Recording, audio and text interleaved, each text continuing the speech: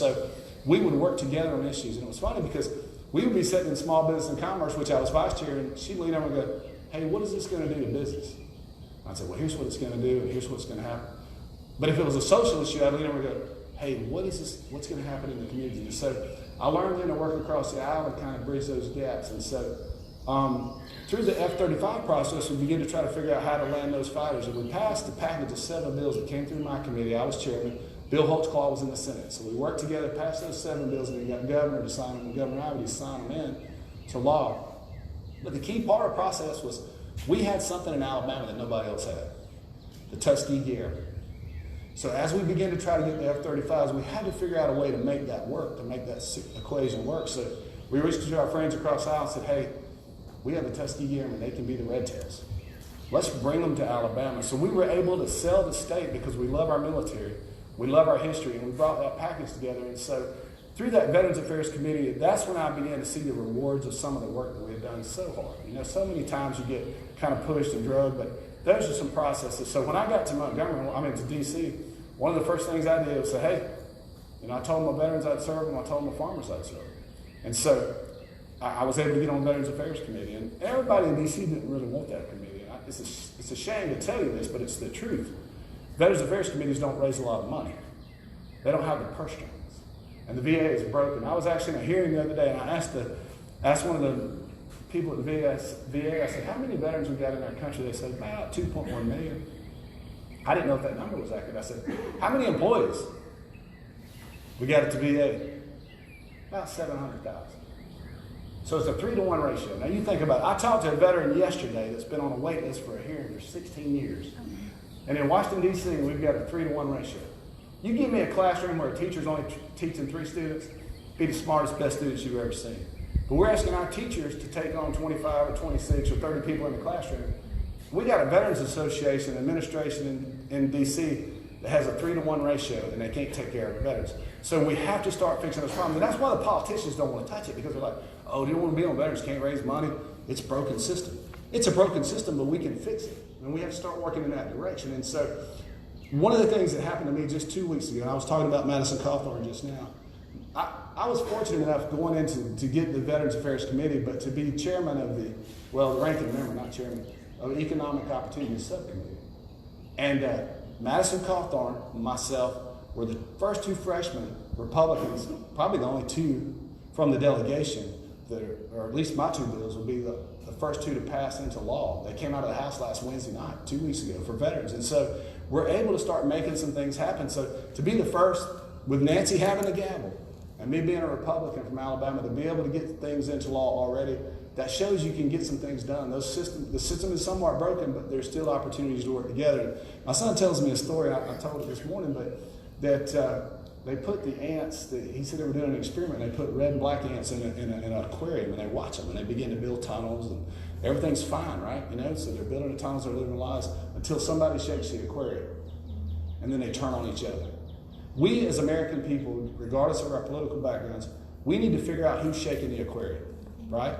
We need to understand that we're going to have differences. We can agree to disagree.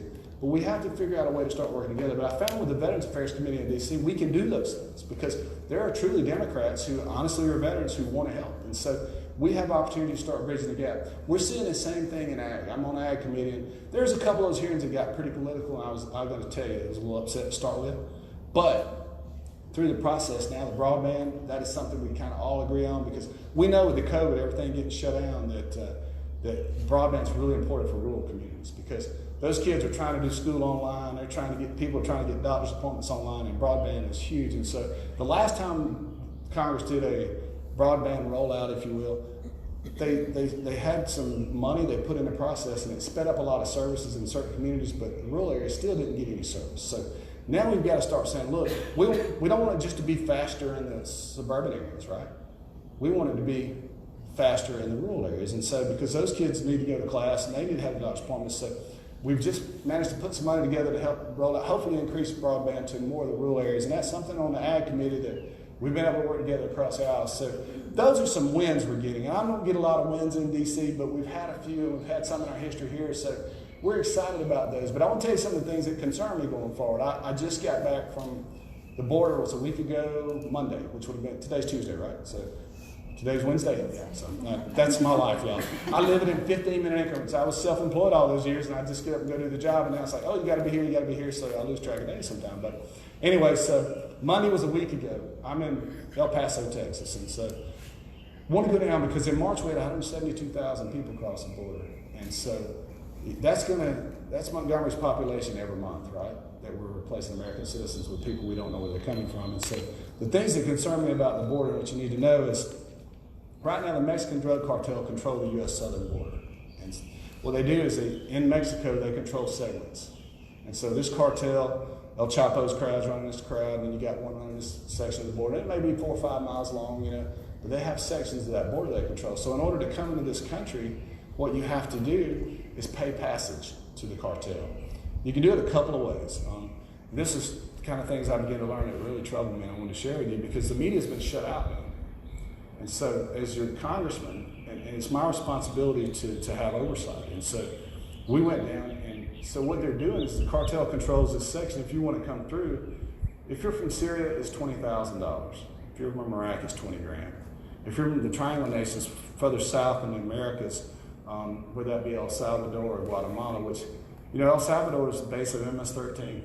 And so that right now we've seen a huge spike in those people coming across our border.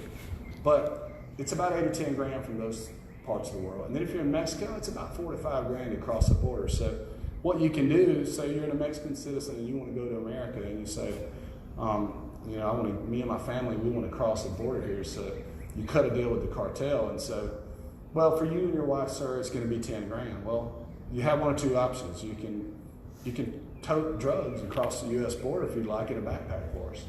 You can take fentanyl, heroin, and cocaine. They don't send the cheap stuff anymore. It's the hard stuff. And so, because they know right now, as open as the border is, they want to risk. Marijuana's on a regular day, right? But right now, the way the border's getting so overran, they're sending the hard stuff to our communities and to our country, and it's not staying in El Paso, Texas. And so, you pay your passage by backpacking heroin across the southern border, or fentanyl. The scary thing about that is we've caught, we don't know how much has gotten through, 7,000 pounds of fentanyl. That'll kill every man, woman, and child in America, one time. Kill everybody. And we caught that just in the first 6 months. And so that is pouring into your schools, it's pouring into your communities, and it's coming across that southern border at an incredible rate. And so if you carry those drugs, you pay your passage. If you choose not to carry those drugs, then the other option is you become a slave to the Mexican drug cartel, indentured servant, if you will. So you can come to America and you haven't got to carry their drugs, but then you're going to make payments to the cartel every month.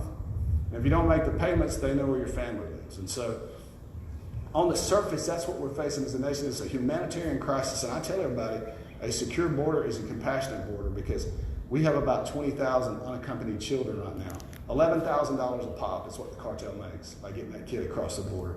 I saw a 3-year-old boy the other day from Guatemala. He was tiny, and his sister was probably 14.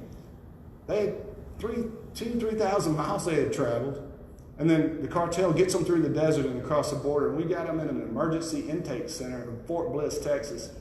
And the Border Patrol are having to tend to kids. They're not patrolling the border right now. At least half the staff is spending time trying to make sure that we have all the things these children need rather than shutting the drugs down and point across the border. Did any of y'all see that video where they dropped the 2 little girls over the wall?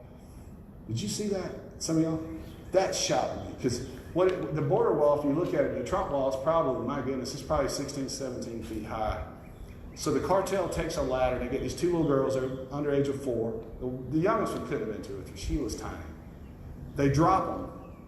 One of them lands on her butt, bounces on her face. The other one they drop, she kind of lands on her feet, stumbles around, falls over. Those 2 little girls were dropped across that wall at that height, and a mile away there was an opening in the wall, in the border. But they did that as a distraction. So as the Border Patrol goes to help these children, then the cartel are running drugs through the opening a mile away.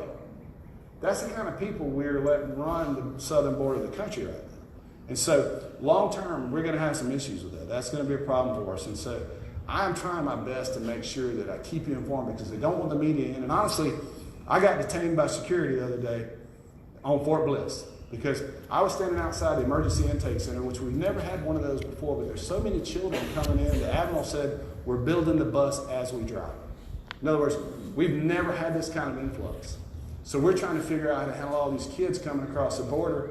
And so we're building the bus as we drive it. But I'm outside a giant black fence. I'm not getting any children's faces, because they just don't want you to get any kids' faces. I'm recording these buses leaving loaded with children going to all parts of the country. And so security detains me. And they get my phone, and I said, they said, you're going to need to wait right here. So I stand out there for a few minutes. I'm waiting around. Finally, they call up the chain of command, and eventually I get my phone back and the video. But they don't even want you as the American citizens, and I'm your representative, right? I represent 800,000 people, maybe 700,000, depending on what size of district as a congressman. But I was just trying to say, here's what's going on your southern border.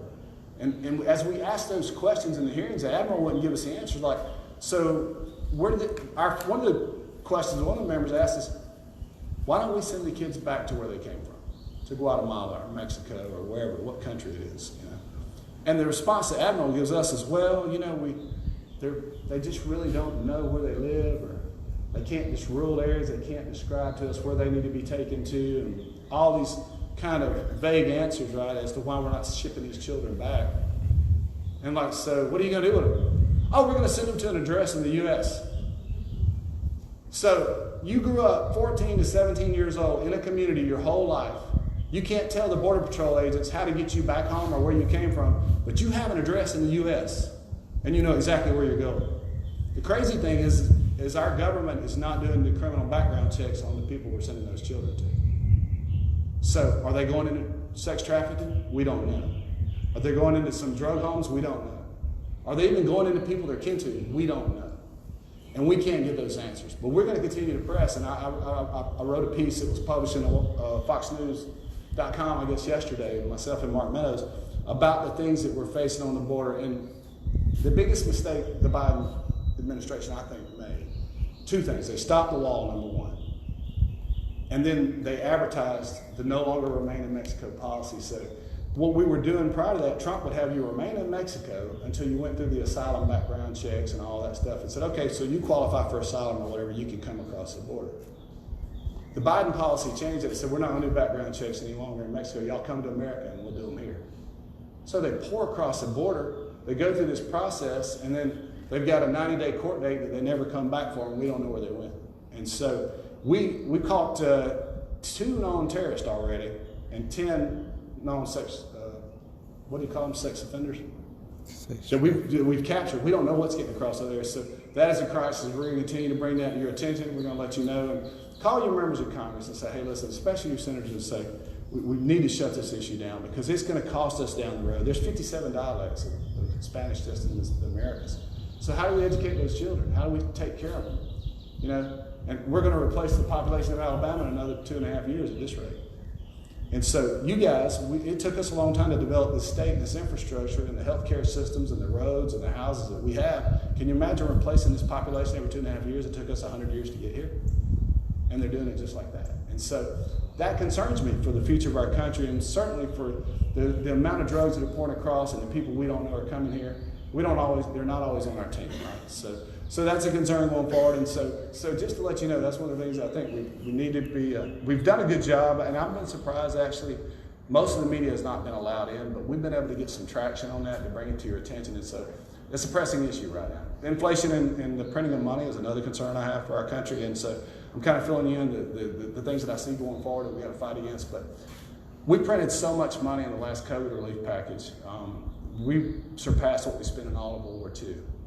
So we fought a 2-front war in the Pacific and in Europe, repaired all our ships from Pearl Harbor, put armies, navies, and Air Force to work to defend our freedoms, and spent less than we spent on 10 or 11 months on a virus.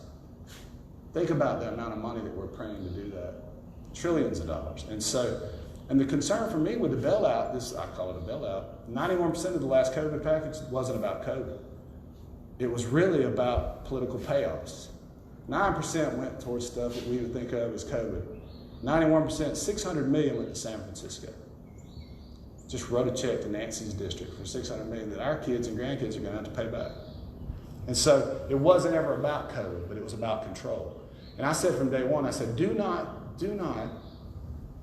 print checks and send them to people's mailboxes.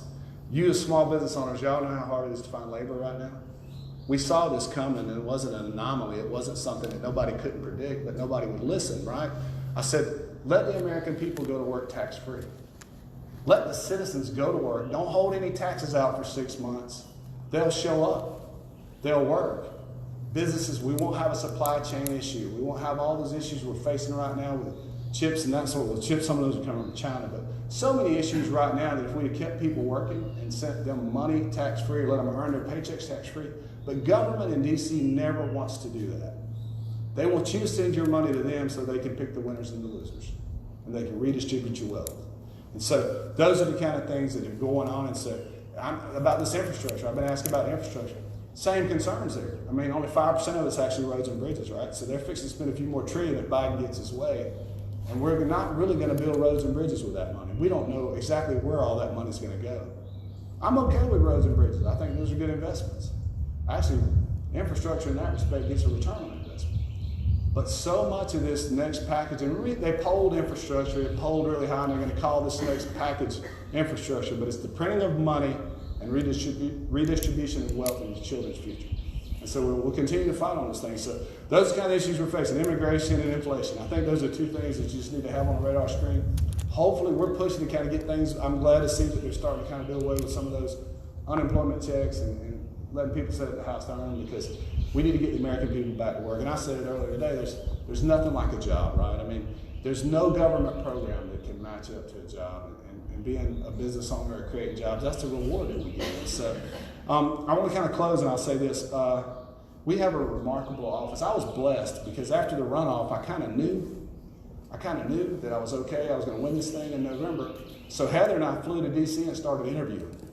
We interviewed 40 people for staff. So by November 3rd, when all my colleagues, the 117th class, got elected, I already was fully staffed. Day one, we opened the doors and we went to work. And so we opened our case number 500 yesterday for our constituents. And so what we're doing is serving. And we wanted to make sure we hit the ground running. And so I have been actually humbled by the speed at which we can achieve certain things if we make a call. But if I don't know you've got a problem, I can't help you with your problem. And there are lots of problems in the world. So make sure that you reach out. We've got an office in Wetumpka. We've got an office in Dothan. We've got an office in Andalusia. I tried my best to hire people with servants' hearts, because I think that this truly is public service for me and my family, certainly. And if you get one of my business cards, on the back it's Micah 6:8. The Lord told me, he said, to do justly, love mercy, and walk humbly. 3 things the Lord requires. And so, as your public servants, we want to do that. We want our team to do justly. We want to love mercy and we want to walk humbly. And so, we've been able to help a lot of people. I'm excited. I mean, some of the veterans issues, I'm amazed at how quick a phone call from a congressman can get something done. It's a shame because it's only 3-to-1 ratio at the VA, right? But still, if you need something, don't hesitate. We have been super successful in some things. And granted, I get credit for things I don't do sometimes, and I get blamed for things I probably didn't do either. But we're willing to try and work at it and help. And so y'all don't hesitate, and we're happy to help any way we can. And so with that, I'm happy to take some questions and try to answer them. If they're hard ones, Bill Harris will answer them. If they're easy questions, I'll answer them.